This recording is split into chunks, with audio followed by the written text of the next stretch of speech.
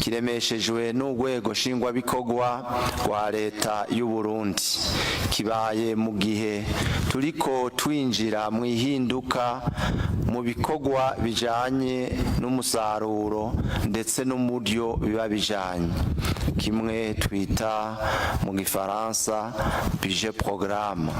Turiko kandi turinjira mu itunganywa nyezina mu vy'intwaro n'ibindi kugira ngo bikunde koko twinjire muri yambona kazoza Uburundi bwifashe 2040 buteye imbere mu 2060.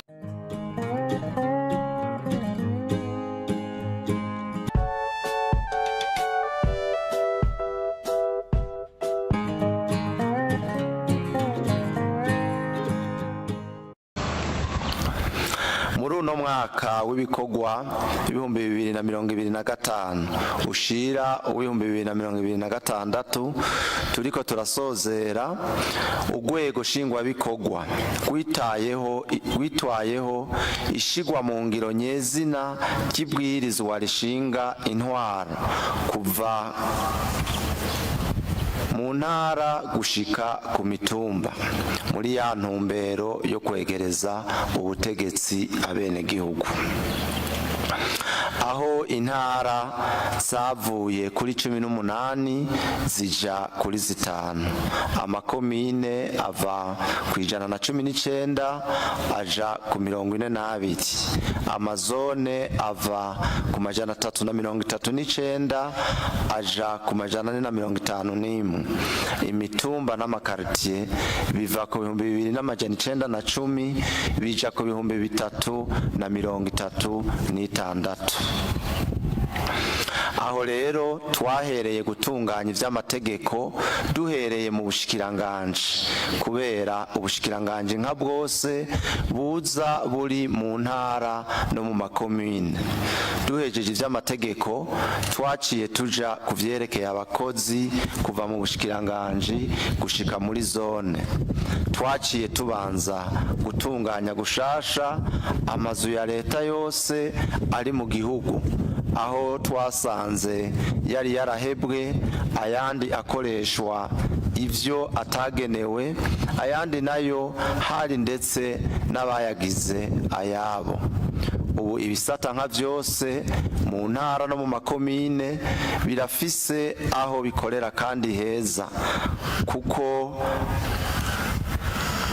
izitari zike zasubiwemo. Ivyo biheze twaciye turonsa abakozi n'uburyo ivyo bisata vyose ubwo bukeneye kugira bikore neza.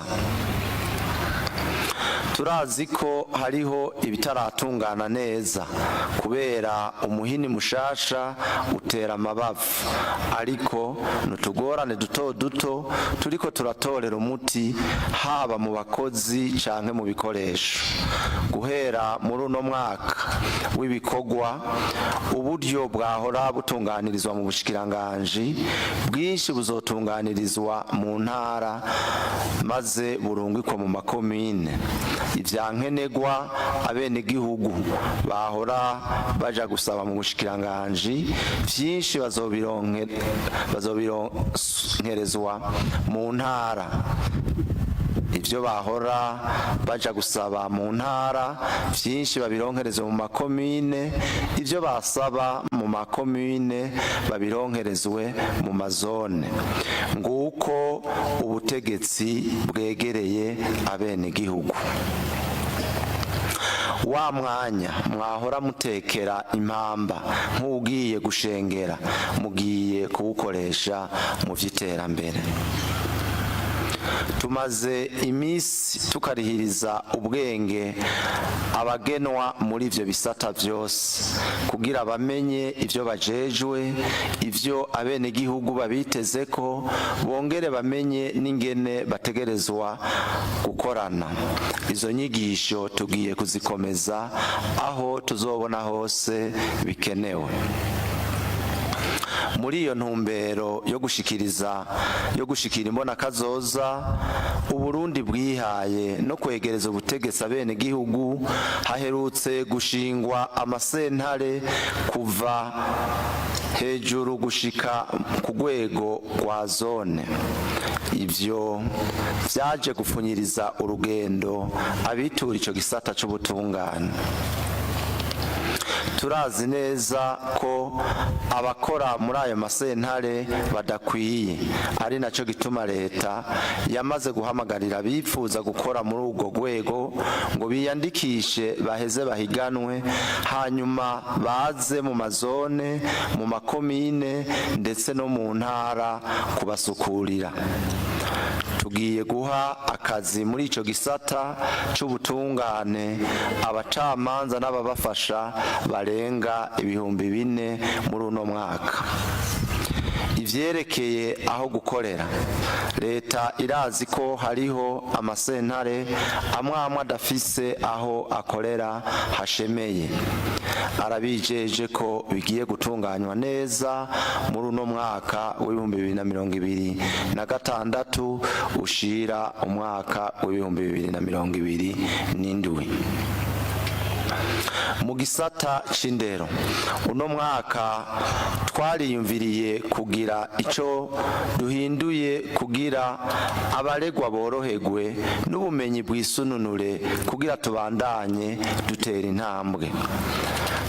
Twararonkeje amakomine yose uburyo bukwiye n'ibiti byo kubazamwo kugira hakoreshwe imbaho, maze muri uno mwaka w'ishure ugiye gutangura muri Nyakanga ntihagire umwana azosubira kwicara hasi, bose bicare neza kandi batagundana. Amashure yisumbuye afise uburaro tugiye kubandanya tuyongereza buri mwaka. Uno mwaka ugiye gutangura tuzongerako abanyeshure bashika 5,000. Ivyo tuzoza turabikora uko umwaka utashe. Uno mwaka twarahinduye intunganyo y'ivyigwa mu mwaka w'indwi.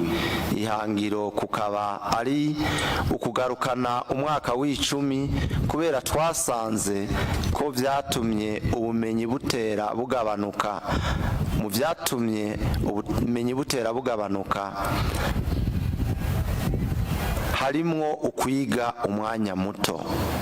Imyaka 12 kare twahora twiga imyaka 13 kugira turangiza amashure y'intango ndetse n'ayisumbuye. Abo batanguranye n'ubwo rutonde rushasha bo mu mwaka w'indwi bazoduga n'intonde shasha gushika mu mwaka w'icumi.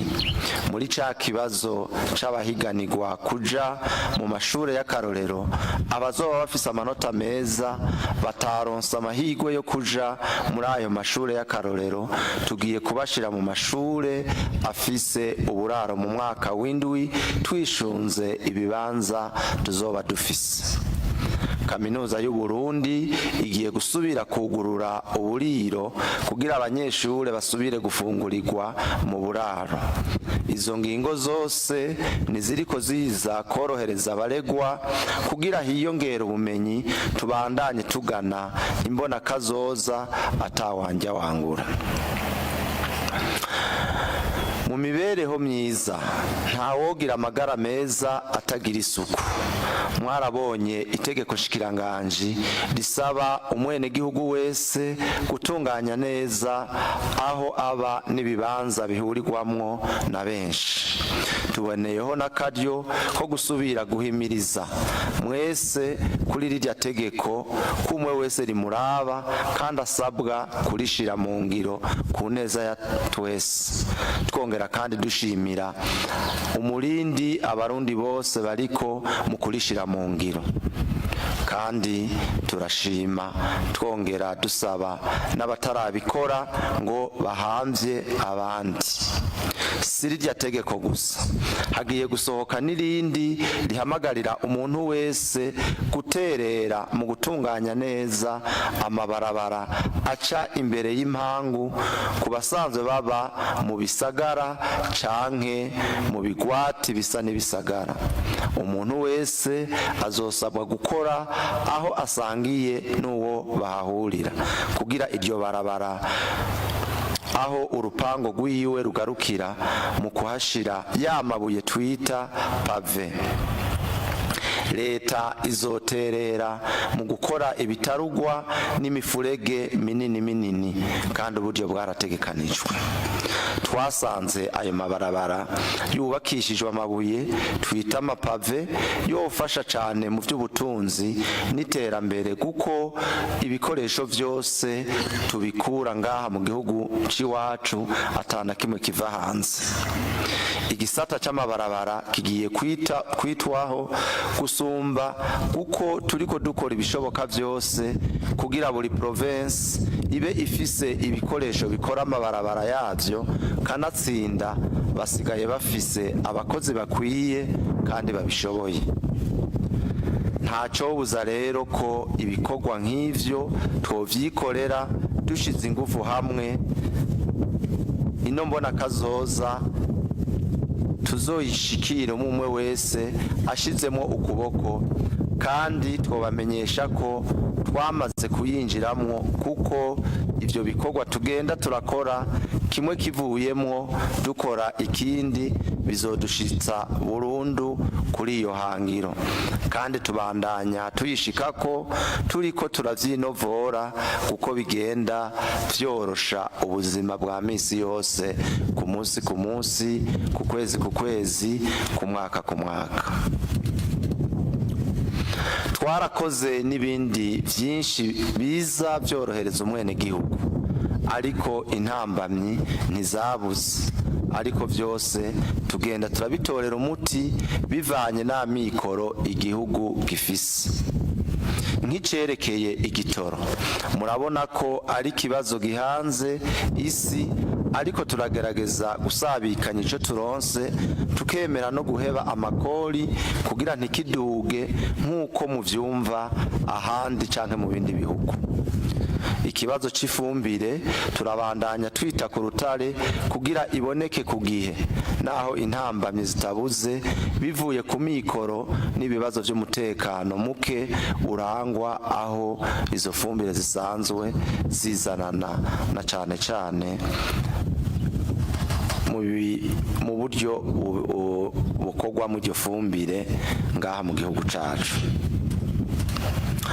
Mu kubandanya twitaho abene gihugu na cane abatwitangiye imbere mu gukorera igihugu, eka mbere n'abandi tukaba turiko turakurikira. Mwarabonye ko ryabwirizwa rigenga abakukuruke kugira basahirizwe byashizwe ko umukono.